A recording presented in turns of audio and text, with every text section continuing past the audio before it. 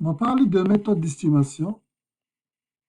Notamment, on va parler de la méthode des trapèzes et méthode de Simpson. On va expliquer d'abord l'idée générale de cette méthode. Admettons qu'on a,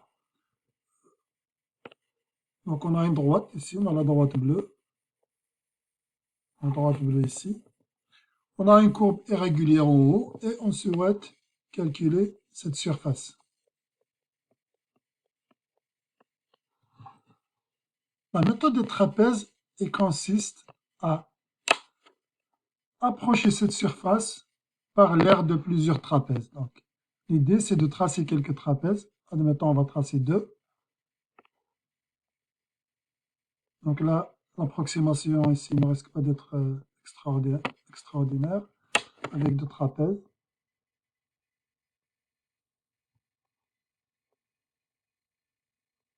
Premier trapèze, deuxième trapèze. Donc l'idée de la méthode de trapèze, c'est justement d'approcher l'aire demandée par la somme d'aire de ces trapèzes.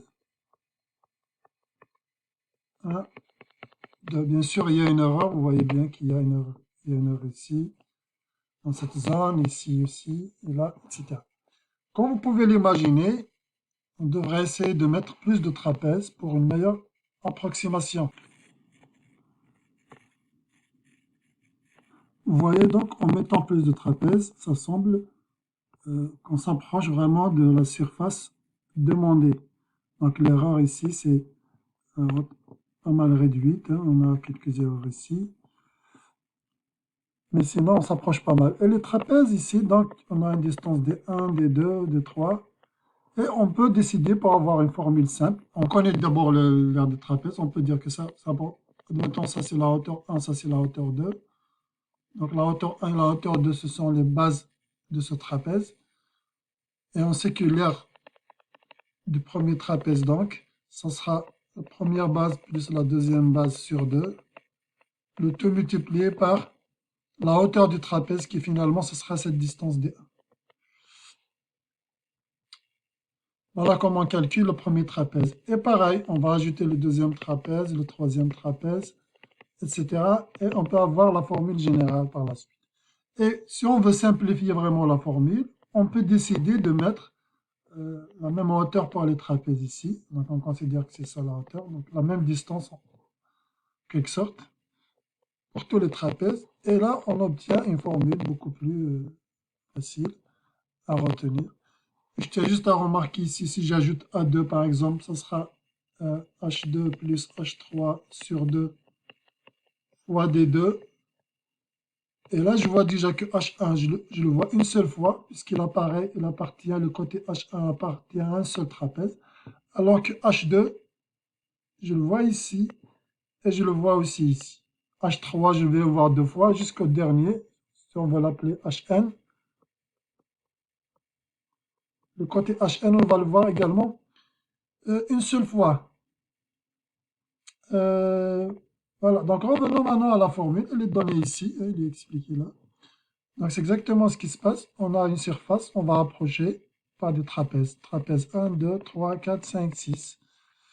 Et là, on suppose au départ que les distances sont différentes. Et l'aire totale, donc, l'aire totale qu'on souhaitait, on va l'approcher par la somme des aires de tous les trapèzes. Le premier trapèze, c'est sa première base, plus la deuxième base sur 2, multiplié par D1. Ensuite, on ajoute l'autre, etc. Et maintenant, si toutes les distances sont pareilles, sont égales à D, on peut simplifier la formule. Et on voit que le côté H1 apparaît une seule fois, le côté HN, le dernier, apparaît une seule fois également. Donc là, il faut effacer ça de 2.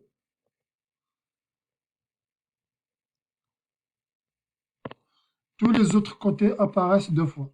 Donc H2, vous voyez ici H2, H2, H3, H3, H3, H3, H4, H4, etc.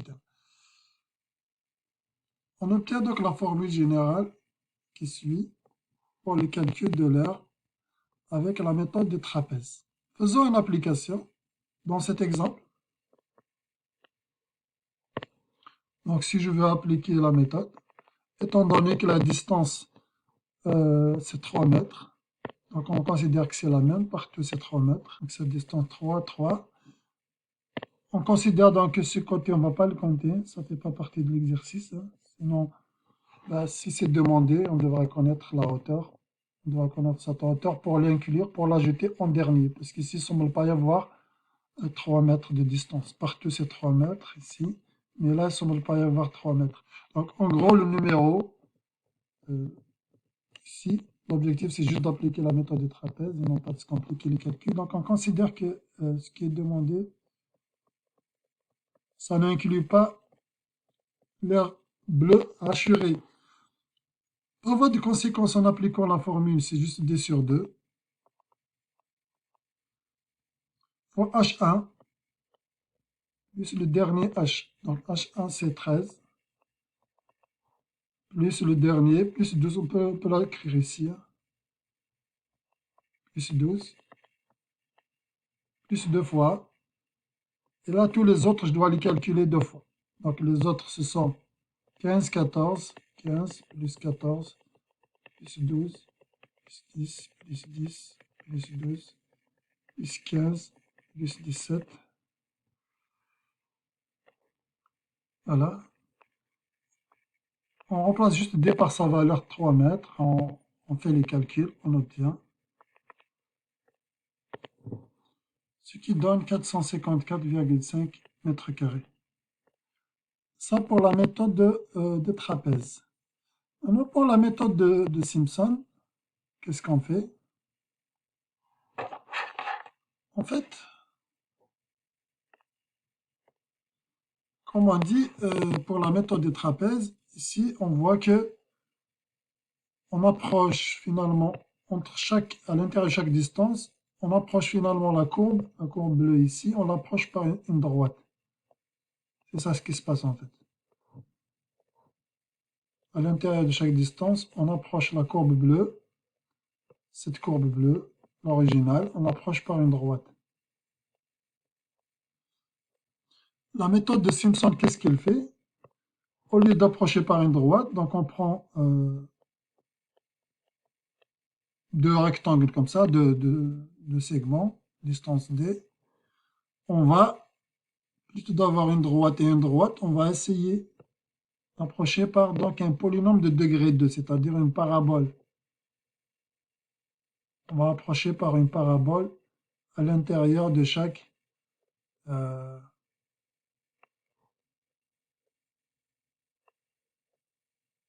rectangles. Donc vous voyez, il faut avoir un nombre pair de rectangles, enfin de rectangles de trapèze. Un nombre pair 1, 2, puisqu'on va le faire 2 à 2. S'il reste un dernier, eh ben celui-là, on peut le calculer avec la méthode de trapèze. Donc on calcule juste, on fait un trapèze, on calcule l'aire de ce trapèze. Donc on applique Simpson partout, là où il y a un nombre pair, c'est-à-dire un nombre impair finalement, un nombre impair de hauteur. Un nombre impair de hauteur.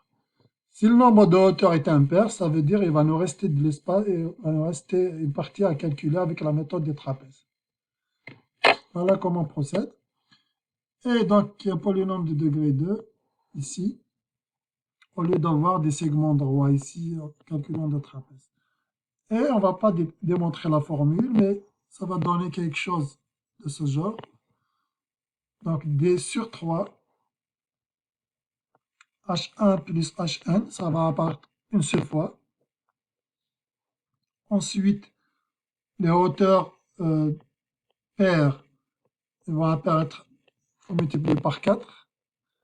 Et les hauteurs impaires, il faut les multiplier par 2. Voilà la formule générale pour la méthode de Simpson. Donnons un exemple.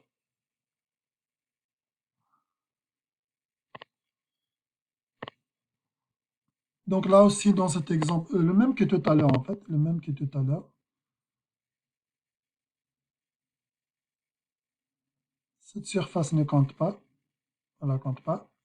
On va compter combien de trapèzes en quelque sorte on a, même si ce ne sont pas des trapèzes, puisqu'on voit ici qu'on va approcher par un polynôme de degré 2 ici, polynôme de degré 2 ici, degré 2, etc., etc. Regardons combien de trapèzes. 1, 2, 3, 4, 5, 6, 7, 8, 9, 10. On voit qu'il va nous rester un trapèze. On va rester une partie qu'on va calculer avec la méthode des trapèzes. Voilà. En gros, le nombre de hauteurs, si on inclut celui-là, ça va être pair, alors qu'on a besoin d'un nombre de hauteurs impair. Maintenant, on peut appliquer la méthode de Simpson ici. Pour la partie jaune, on va utiliser la méthode de trapèze. Donc, on va calculer A, c'est D sur 3. La première hauteur, c'est 13. La dernière hauteur qu'on va calculer avec Simpson, c'est 16. Ensuite, 4 fois toutes les hauteurs qui apparaissent en numéro pair, comme H2, H4, etc. Donc, 15 plus 12 plus 10 plus 15 plus 18. Ensuite, on ajoute, multiplié par 2, toutes les hauteurs impaires, comme H3, 14 plus 10 plus 12 plus 17.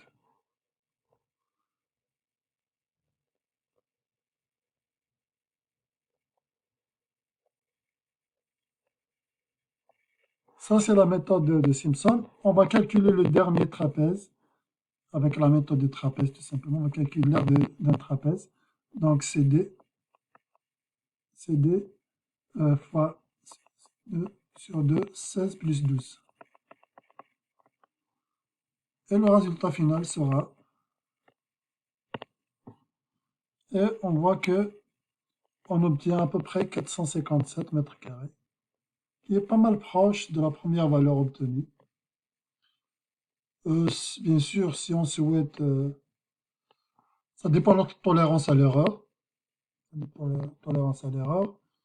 Si on souhaite vraiment beaucoup de précision, il suffit de faire davantage un découpage plus important, de raccourcir, de mettre une distance plus petite encore, que ce soit pour les trapèzes ou pour la méthode de Simpson.